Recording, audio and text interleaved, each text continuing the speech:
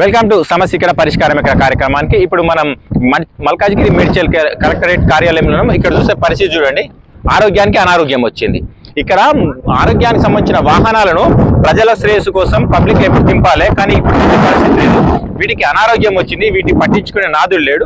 లక్షలు పెట్టి ప్రభుత్వం ఖర్చు చేస్తున్న వీటి కేవలం మరమ్మతులకు, వీళ్ళలో జరిగే మరమ్మతులకు కూడా వీటిని నోచుకోలేకపోతుంది.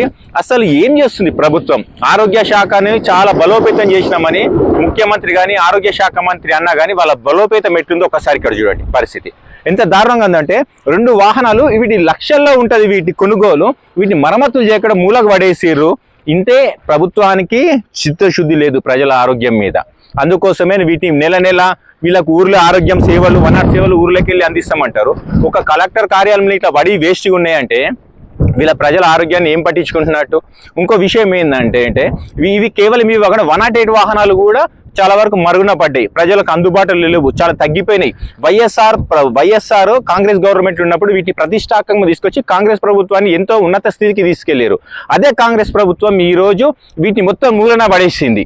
అంటే ప్రభుత్వాన్ని పెంచుతుందా దించుతుందా పాలకులు ఆలోచించాలి.